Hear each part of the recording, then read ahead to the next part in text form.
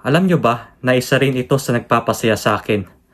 Alam ko makaka-relate kayo dito. Dahil dumating na po itong winter bonus ko. Ang nakuha ko pong bonus ngayong December ay nasa...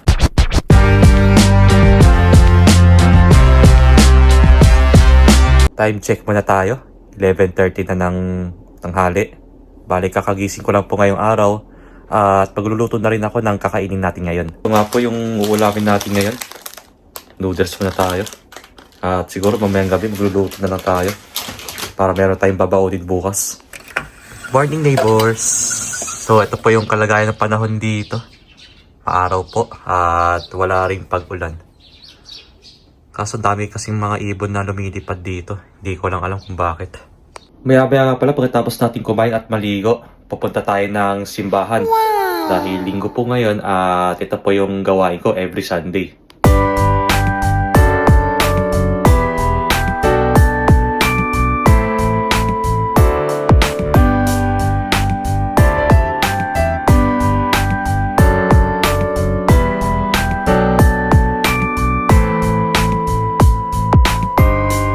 Dito na po pala ako sa train station ngayon. At sasakay tayo ng train papunta na ang simbahan. Time check tayo. 12:40 na ng tanghali.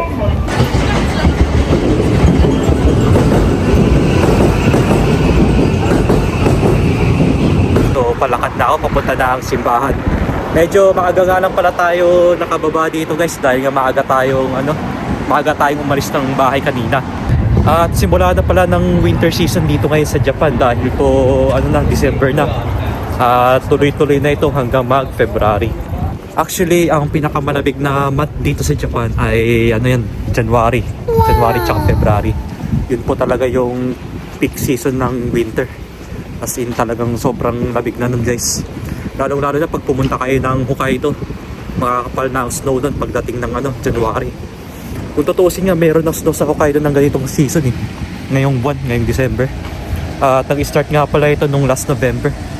Kahit na hindi pa winter season nun. Kasi ang Hokkaido kasi maaga silang nakaka-experience ng winter. Ayun nga, maglalakad na muna ako. At mamaya na lang ulit. Pagkatapos ng misa, babalikan ko po kayo.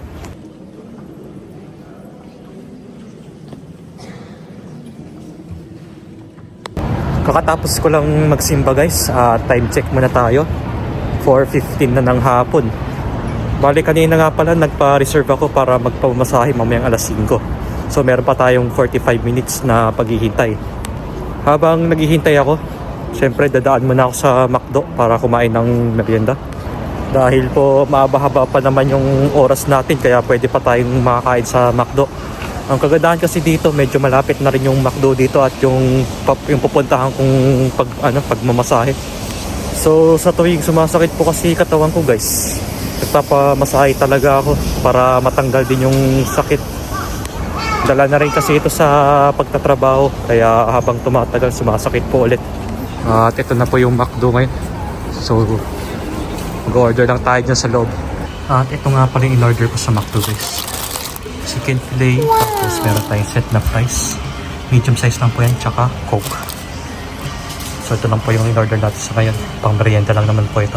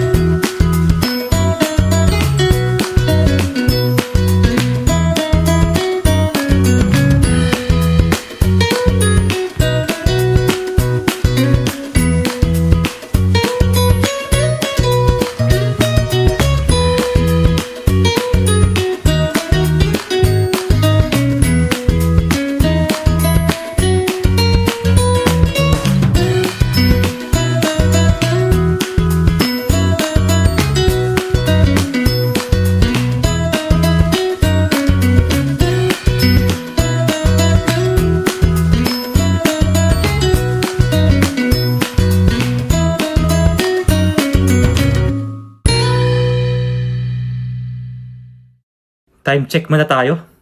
8:53 na ng gabi. Alam nyo ba na isa rin ito sa nagpapasaya sa akin? Alam ko makaka-relate kayo dito dahil dumating na po itong winter bonus ko ngayong December.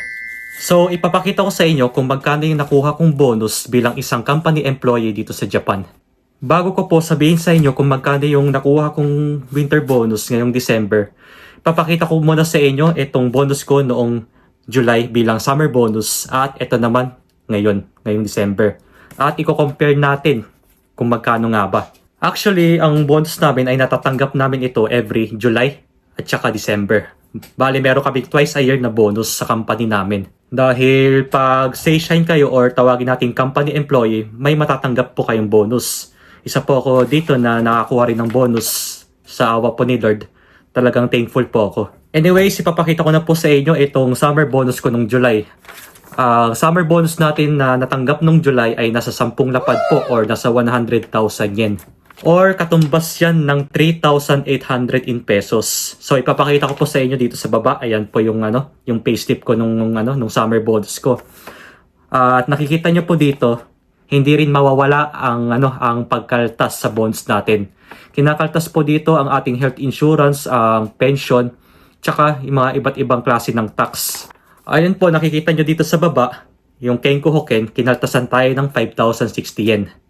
At dito naman po sa Kosei Nenkin or tinatawag natin na welfare pension, kinaltasan tayo ng 9,150 yen. Tapos next naman yung Koyo Hoken or tinatawag natin na unemployment insurance, binawasan tayo ng 550 yen. And then pagka tinotal natin itong tatlo na to, nasa 14,760 yen yung tatlong ito. Or tinatawag natin na Shakai Hoken Kaikei. So meron pa tayong naiwan na 85,240 yen. And then sa kasunod naman nito, meron tayong Shotokuze or income tax na tinatawag na binawasan tayo ng 3,481. So pagka i-total natin yung nabawasan dito na nasa 18,241 yen. Ito po yung total na deduction sa bonus natin. Bale, yung nakuha nating summer bonus lahat-lahat ay nasa 81,759 yen. Or 31,016 in pesos. Yun po yung nakuha natin nung summer bonus nung July. Ito po yung hindi ko in-expect nung July. Kasi po, kaka-session ko lang po nung June. Ang naisip ko po nun, baka hindi pa rin ako makatanggap ng bonus. Kasi nga po, kaka-session ko lang nun or kakaano ko lang po nun, full-time employee po. At ayun nga, nung nagbigay na sila ng payslip nung July, hindi ko in-expect na nabigyan rin pala ako itong bonus na to na nasa 8 lapad. Talagang sobrang thankful ako na nabigyan ako dito. At blessings na rin to sa akin. So ulitin ko po, noon nga po last year September ako pumasok sa company na yon bilang Hakenkai siya. Ang kasi nung nag-Hakenkai siya ako for 3 months po. From September to December last year. Tapos nung start ng December na yon, naging Keiyaku Shine na po ako nun or tinatawag natin na contract employee na ng 6 months from December hanggang June. And then after nun, simula nung June this year, naging Seishine na po ako hanggang ngayon. At ito po, talagang thankful ako na hindi ko in-expect itong blessings na to. Na kasama pala ako sa mabibigyan ng bonus noong summer. And then next naman po, ito na yung winter bonus natin na nakuha ko noong December. So, ito nga po yung nakuha ko na nasa 150,000 yen or sabihin natin 15 lapad or equivalent in 56,904 in pesos. At hindi rin po mawawala ang deductions dito. So, titignan po natin ang health insurance dito na nasa 7,590 yen ang kinaltas dito. Tapos, itong welfare pension, kinaltasan po ako ng 13,725 yen. And then, itong unemployment insurance or Koyo Hoken nasa 825 yen. Bale pag plinas natin itong kinaltas sa akin, ang Shakai Hoken Kaikei po natin ay nasa 22,140 yen. Bale, meron pa tayong naiwan na 127,860 yen. Tapos, hindi rin talaga mawawala ang income tax or Shotokuze na nasa 5,221 yen.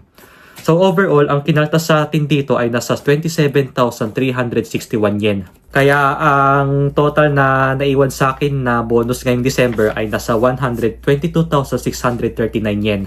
or equivalent sa 46,524 in pesos. So, okay na po sa akin to guys.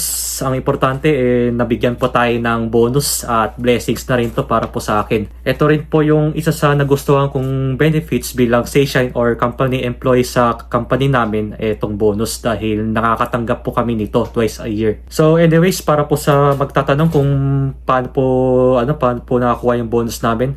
Depende po sa depende rin po kasi sa kita ng company namin 'yan. Doon po kasi sila nagbabase kung magkano yung kita tapos yun yung paghahati-hatian namin bilang bilang company employee. So ayun lang po, ang next na makakatanggap po kami ng bonus by July na po next year. July tsaka December.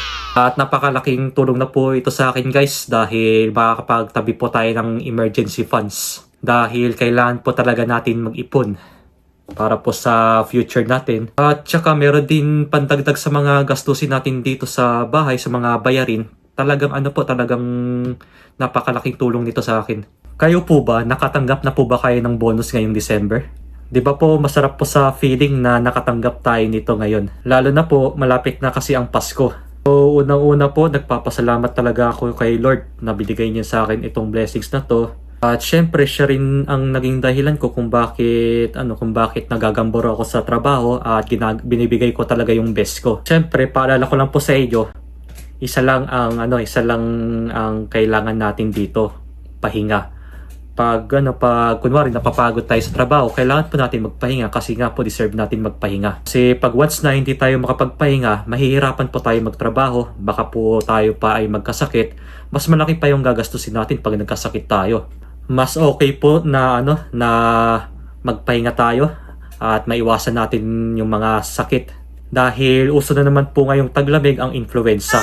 Yun po ang uso dito ngayon sa Japan. Kaya nga po ako, pag meron akong oras, binabala ko kasing magpabakuna for influenza para po maiwasan natin na magkasakit.